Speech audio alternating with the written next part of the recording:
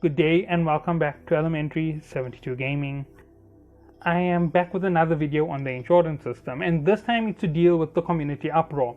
So there are three separate groups in the community when it comes to insurance. There's a group around 10% who don't like the insurance system at all, says that it must go away. There's a group about 10% who believe the insurance system is perfect the way it is and should remain exactly as it is. And there is another group who believe the insurance system is good, but it needs to be tweaked and reset in ways so that it works perfectly. And this makes up a small poll that came off Sovereign's poll, and I'm using it to base my argument. Now, this is somebody else's data extraction. I'm going with it exactly as it is. Since he gathered it off a poll, it doesn't matter who he gathered it off. That is what it looks like. And I'm going to take that and now I'm going to expose it into the way I do it for the center. I take the percentages and I blow them into the population. So since it was already in percentages, I'm keeping it as that percentage for the game. It may vary within the game. The figures may be close to 20, 20, 30. They may be something like 98% in favor of it with 2% against it. It might be something like that in the reality of the game. I have no idea. So let's go for it at this point with the explanation. So one of the biggest problems is going to be industrial pilots. They disagree with the system, and I do understand where they're coming from, but I don't see the reason why they're so upset, and I'll explain it as I go through my video. So when it comes to running these systems now with the insurance system, I'm just going to give a brief overview. When you lose a ship 3 times, it covers the cost of the ship. And each time that you lose the ship, it takes that insurance points and builds a pool that is used to then purchase a lump sum of ships in the nearest ITC. Now, yes, the fact that their pools are rather large is a big problem. Smaller pools would have been a lot easier, it would have been much more handleable, and it wouldn't feel so heavy on the market. But this is exactly what it's going to cause. Players who have already secured ITC stations were the geniuses from the start of the game, because those were easily reached markets. Their items were easily seen on the market when they were for sale, and you could easily purchase off them instantly no matter what. They are actually in a very strong point right now, especially if they're in nullsec and holding it. If you're holding a nullsec ICT and you have an industrial program, you're going to fund it like crazy and you're going to pull out profit like there's no tomorrow. And I'm going to explain why I'm saying this here, and you'll understand as I go through. With the insurance system, things like SRP are no longer as feasible as they once were. The SRP will cost you 100% of the ship value almost, maybe 60% at the maximum with reductions, while the insurance system will cost you 30%, which there's no way to match with. And if you come down in price with the markets, the insurance figure gets smaller and smaller. So SRP is really going to be driven to a point where it's not going to be usable. Now let's talk about the remainder of this. The industrial pilots feel that with the insurance system, they're not getting the sales they once had of losses. And yes, they are correct on that term. They aren't getting the sales that they once did. But I don't believe this is a negative. I actually believe this is a positive. When a PvE player loses a ship in any activity, if they aren't rich enough, say for example they're living month to month in terms of their ISK value, like $1 billion a month, and they keep investing $1 billion a month every month from their ISK, $500,000 for Omega and 200 to 300 million into their ships, and they're losing a ship once a month, so they basically on par. This is actually going to help them move forward. With the introduction of the insurance system, when you lose a ship, it's not gone for good. You just get it back and you just fill up the insurance again. And this means that, say for example, if you lost your ship in a dead space, you go to the nearest station, get your ship again, come back to the dead space and complete it with the team. You have that chance. It's an opportunity for you. So a mistake isn't the end of everything. A mistake is just a small in-between step. If you make 2 mistakes in a row without having the money to replace it on insurance, well, yes, then you're in big trouble. So that's the gist of what's going on. Now moving forward from there, why is it so bad for industrials? Well, when you make that loss, the ship isn't being taken off the market. It's being produced of a random generation. So you can pull it out at any station. So they're not directly removing off the market. So this here makes a big problem for those who are selling on the market. But I don't believe it's such a big problem. So here's the reason why. When the pool reaches its bulk figure, it's going to throw up a purchase order, and the purchase order is exactly what you would have originally had on your purchase order. So if someone loses 10 ships, you're only going to replace 3 of their ships, and it's fine because that's exactly the ISK that's moving through the market. It's like giving you a chance to keep playing with the same ship. Basically, you're repairing your damaged hull each time.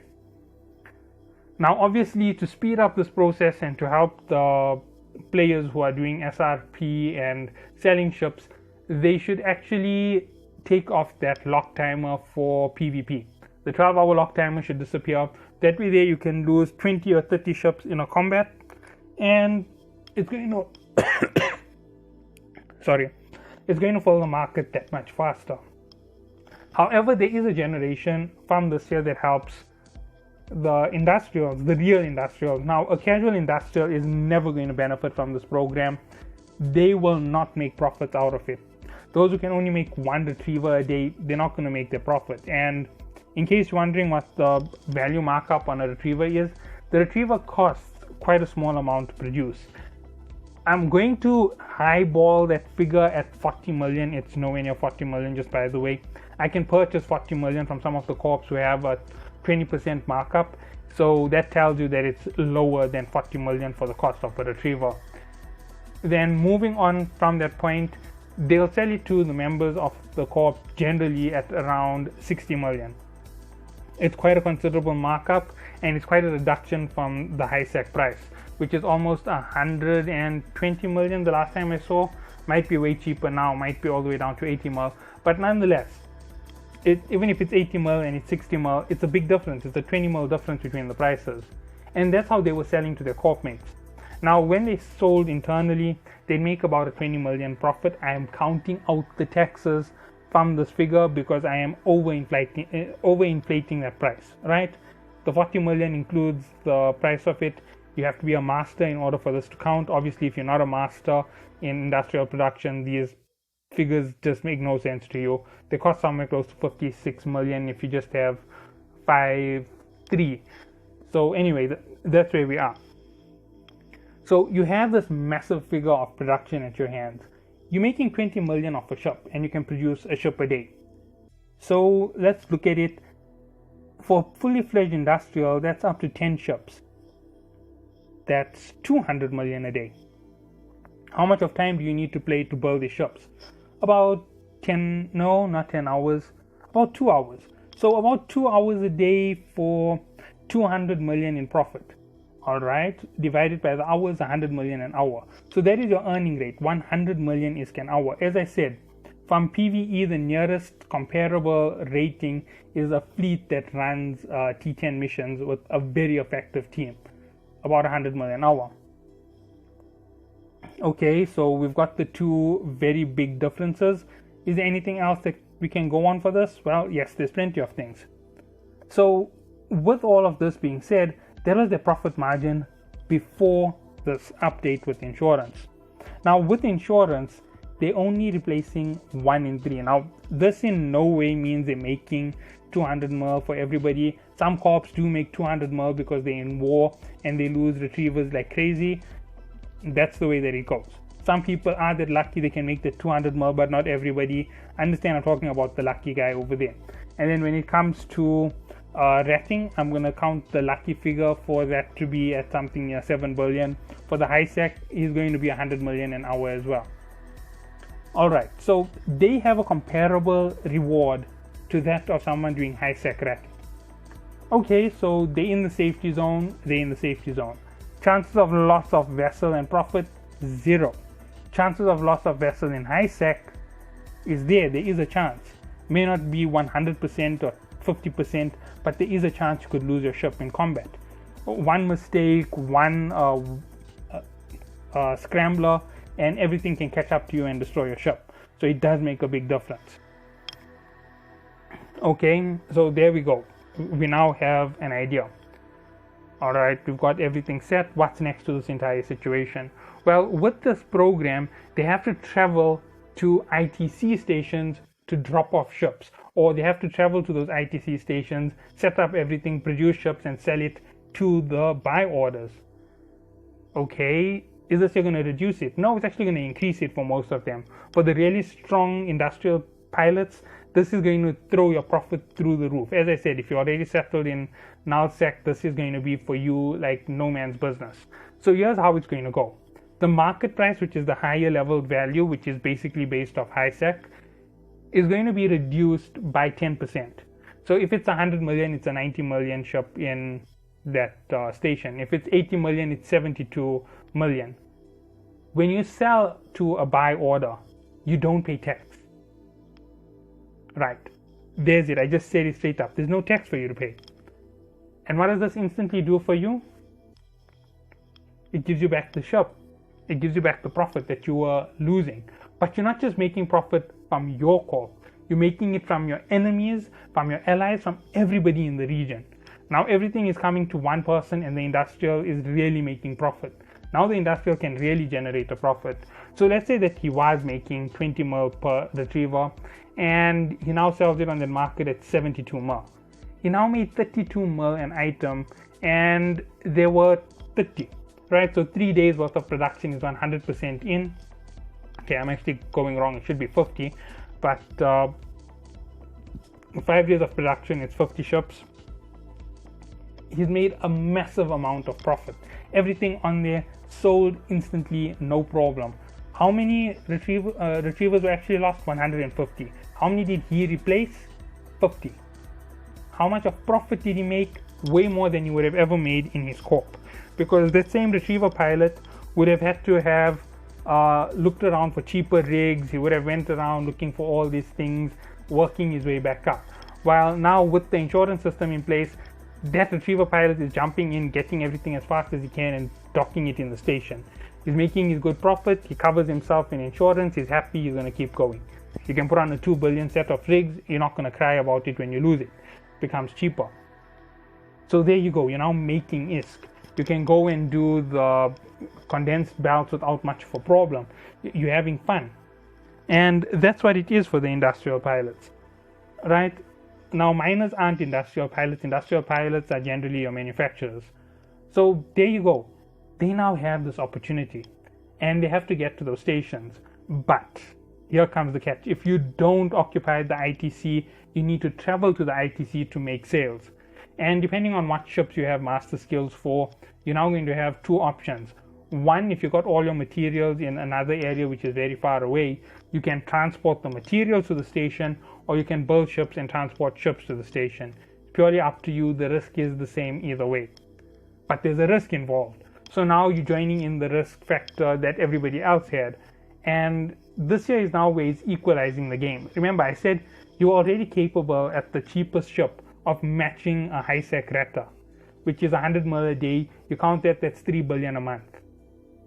No, that's 100 million an hour, you're making 200 mil. That's 6 billion a month, right? So that's what a HiSec Retta at the optimal rates can make, and that's what you can make. But the HiSec Retta obviously will spend 3 hours instead of 2 hours online. So he's making a slightly higher figure near 9 billion, but that's just above and beyond everything that we've discussed. So what comes next in order for these particular players? What do they do after they've built these teams? Well, the next thing to do when it comes to industrials is they have to now make it to those stations, and for that they're going to need fleets to go up with them. Obviously, if you hire a fleet, now you have to pay. That reduces your profit. But if you don't hire a fleet and you join, say for example, a roaming fleet, you make an agreement that they can use you as bait. So one guardian, one shield guardian, one armor guardian on you, and they hold you down for support. And the moment the enemy jumps in, their entire fleet who's with you jumps in and saves you. Alright, that's a viable solution. It's a 3-man fleet moving with you. They're not going to worry about it so much. You're tanky, but they're going to jump in. And they're going to lock themselves down with crime timers so they can't jump out of the sectors. You jump in, you fight them, you finish them off. All you need to do on your Tyra or the Moa Guardian or the Mauler Guardian is equip some warp scramblers or warp disruptors. It knocks out all the enemy ships, and that's when they realize something is up. You jump in, you score. So there's more PvP going on. So you're generating content for the game. And that's because you're causing these high value transits across Nullsec. And that's 30 gates, 40 gates. They're going to set up bigger camps. They're going to set up bigger bubbles. They're going to bring more people forward. They're going to do all of these things to catch you at the end. And once you reach the ITC, should you reach it, you can then deposit the ships, make a nice amount of cash, and head back out. And you have insurance on your ship. So if you lose your ship with the items inside, you make a loss. If you lose it after you leave the station, it's a small price to pay to get it back at your station. Yes, it does cost something at the end of the day, but you're still making the profits. That is the whole idea behind it. They want you to take the risk. They want you to spend more time in the game. They want you to generate more flow. That is the whole idea. They want more people to move from one area to the next. And wars are going to be more sustained. Example, citadels. You fail to destroy a citadel, now you will go back in 12 hours time and you'll try again. And you'll keep trying. And that is because your ships can be replaced every 12 hours. Instead of SRP of 60% of the value, you have SRP at 30% of the value. The corp can now sustain you for 2 losses instead of 1 loss. It's making a big difference. They now need more ratting to go on. So there's more PvE activities. They're going to pull in bigger fleets. They need more people to do missions. They're going to help you out. They're going to push more people into HiSec. All of this is going to change the dynamics of the game. These corps now need functionality across all 3 regions. You need HiSec, you need LowSec, and you need Nullsec to remain stable in Nullsec. If you go into HiSec, you're going to remain stable. If you stay in LowSec, you're going to remain stable. But if you do all 3, it's the it's the only way for you to remain stable. That is why the insurance system is okay the way it is. Some of the flaws are the market values aren't constantly updated. The market values don't fluctuate the way they really fluctuate. But this is a warning. If they do interfere with that market ICT base, they're going to hurt industrial players way worse than they currently have. Understand that market prices fluctuate more. If they're able to add in the actual sales and acquisitions and use that for the actual live updates per every 6 hours, your prices are going to fall rapidly. It's only when people buy expensive ships that the prices will rise. But generally people will buy the cheaper ship. And if your market value is saying 200 million and someone buys it for 195, it's going to fall down closer to 195, and when the next person comes in and he tries to undercut at 190, he's going to drop it to 190, and the next person at 180, they're going to pull your figures down. Now obviously that's just a random ship. And when it comes to what I just spoke about, the Retriever is just one option. There's way more valuable ships. You could build a fleet of Nagas and make 40 to 60 million, depending on your skills, depending on the cost of materials for you. And there you go. 40 to 60 million is a big figure, and that's every day. That's 6 times 30, 18 billion. There you go. One battleship a month. That's how much you can make if you were doing industry with this current system. And that's because they are so overpriced at the moment. Just jump onto the markets where wars are going on at those ITCs and blast into those sales. You can blast out 100, 200 of these ships, especially when a war is going on. And the moment you have the acquisitions on the market, you sell to the acquisition instantly. It's going to mark it off, sold.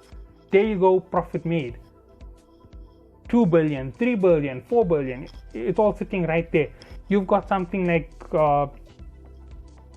60 billion sitting in that station, which is far away from you. That's what you made in profit at the end of the day. It's not 60 billion, it's 20 billion basically in profit and 40 billion in actual costs. But there you go, you've made money, because those figures won't stay small. Obviously this goes to the higher end industrial players. Lower end industrial players, you're not going to make money. You have to go big or you have to go home. That's the way it goes. If you're not making it big, then you're going to do another activity. You're going to mine for the resources and sell it to that big industrial. And that's how it will work, and you'll make less profit. Your industrial time is going to be worth something that's going to be your profit. And that's the thing, that's where industrial money is. It's in the middle. You buy it, you don't make as much profit. You get it from scratch, then you made a full 60 mil profit, or a full 280 or 300 mil, all depending on the price that is estimated at when it's claimed on the market. And when you do this here, and when you purchase everything off these insurance systems, when you sell to these insurance systems, that's where industrial money is going to be made. So yes, I do understand that it is affecting you right now in the short term, and it's killing any small industrial player. But the major industrial players, the real important industrial players, I don't mean that the small guys aren't important, but the real big ones are really going to be important for that reason. They can be supported by this insurance program. And for the small guys, go ahead and mess around. Build another ship. Build an irregular ship. You're going to get somebody who wants to purchase a Nearest Combat, a Humpback in this next few days. Sell it to them. Humpback High Mobility is a very good ship. Sell it to them, you make a nice profit, you're done. They're going to be doing the hauling for you guys. You can have them haul your minerals up. All of this here is now options for you. Hauling is going to become a possibility. Remember, hauling costs money, so be careful when you haul. Make sure that you have the right figures estimated there. Work out all your prices, work out all your profits, work out how much the hauling is costing you to get the materials up, and that's going to change everything. And once everything is hauled up and down, you're moving everything around, you win. That's how it's going to work. That's how industrial players are going to go for. And people are going to buy more ships. That is going to be the big thing. You're going to see people buying new ships. Example, I fly a Drake and Nagas. You're going to see me jumping in a Moa Guardian 2. You're going to see me jumping in a Prophecy. You're going to see me jumping in a Dominix, in a Raven, in a Armageddon, in a Nightmare. All of these ships are ships I'm going to buy eventually. And with this program in place, it means that they come closer and closer. So the small guys will profit off this, while the big guys will profit off the ITCs. And the more smart you are about the way you play it, the more content you can generate. This is going to generate a ton of fights, because you don't want your enemy to make the profit. And if your corp really wants to make those profits, they go and they capture the ITC, and that's how you make your big profit. ITCs are big profit items at the moment in the game because of the insurance system, and should the insurance system work out better, it's going to be bigger profits. So yes, it's now warfare in Nullsec. That is what Nullsec is all about, warfare. It's not meant about you selling it to your friends. It's not meant about you trading in your corp. It's about you trading with players. It doesn't matter whether it's internal or not. You need to beat the enemy. It's PvE warfare or PvP warfare for the market sense. And that's how you're doing it. You're doing a strategy MMO. A strategy MMO means you play with a long-term plan and a short-term plan. You see the long-term, you see the short-term. You know you're going to make a loss today, you're going to make a profit tomorrow. That's how you do it. You plan for tomorrow's eventuality. You know you have CTAs coming up. You know there's a war going on. You look at where they're going to be fighting. You look at where the markets are. Okay, right. So from us, the closest market is Lowsec. Okay, right. I'm going to that Lowsec station. I'm going to purchase all my materials in the region. Done. Everything is purchased. It's ready. You produce it. 400 million in profit per a day. Fantastic. You're making good money. All you've got to do is go there at the right time, place in your orders, make the money, and you're done. And that's how simple it is to profit off this insurance system. Yes, people are going to lose ships, but is there anything that can be done to stop it? No. Eventually you do get players who are not going to be insured. They're going to replace ships through the regular channels. That's going to be a slower purchase, but the faster purchase is going to be new ships. Go ahead, jump into the T9 ships, get them ready. If you weren't on that train, you aren't a high level industrial, you're a small level industrial. Go looking for something else that players are going to do before they jump into those big ships. Look for it, be smart, think about the market, think about how to advertise your ship. Example, that Humpback, like I was talking about, the Humpback High Mobility. It's one of the fastest haulers when it comes to delivery cargo. It's also one of the best for that mechanic that I was talking about on Gank. Get them interested into it because they can use it for their hauling. The big industrial is going to buy it from you because he doesn't have time to waste on that one slot for that ship. He'd rather build 100 Nagas, he'd rather build 100 Dominics, there you go, you're winning. All you've got to do is invest in the small items. Now let me just look at something here quickly. I just want to double check on my industrial. I know that certain items you can produce more than one at a time, and this is just for you to know, right? You'll notice that my manufacturing has more than one open tab because I'm a minor industrial. I'm not a massive industrial. Yes, I do produce things. I produce stations. So let's see. Okay.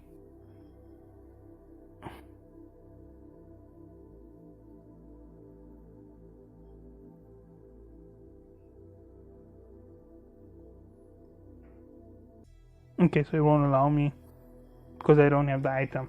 So yes, you can choose your selection of numbers. That means you can have one done a day, or you can have the full fleet done all at once. Obviously that's ridiculously expensive. I would suggest one a day on each slot. You log in every day and you produce it. Let me just go back into the industry, battle cruisers. Okay, let's just look at this, and it's manufacturing time. I don't have much skill in battle cruisers, by the way.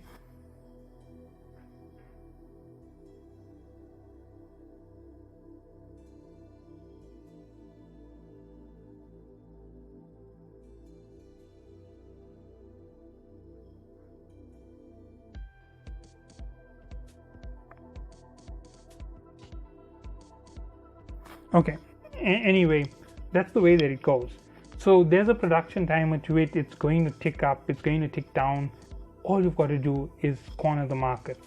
I know that this video is a bit weird, and it is basically counteracting the entire argument that a person would make for industry, but that is the whole long ploy of this. It's to get people to play their focus. If you're an industrial pilot, you want to invest more heavy in industry. If you're a combat PvP pilot, you want to invest heavier in PvP. If you're a PvE pilot, you want to invest heavier in PvE, which is basically the same as a PvP pilot, just you won't do as much EVO. And that's where it goes. You want to go to that level, you want to break that level, you want to go out, you want to buy new ships. They want you to do that. They want the game to seem more exciting because they don't want players with 5 and 10 and 20 ships. They want players with 100, 200 ships. Let's see what I'm going to take out today. Let's see what I'm going to fight with. Let me go use this Plex today to change my skills. I've got another 200 million ISK. Yeah, let me go see what I'm buying. They don't want you to be like, oh, I need to save up another 3 billion so I can afford what I'm going to lose.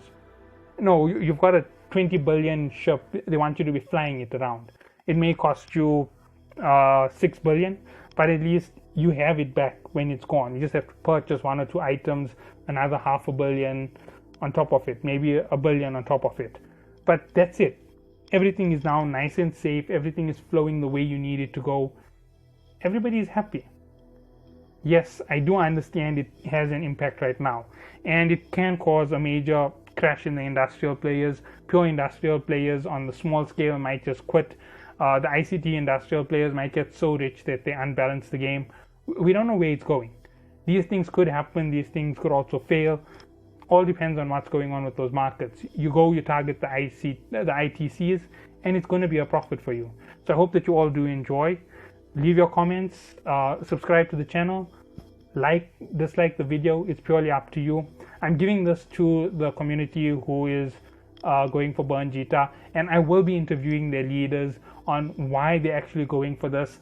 Obviously, this is my point of view on the issue.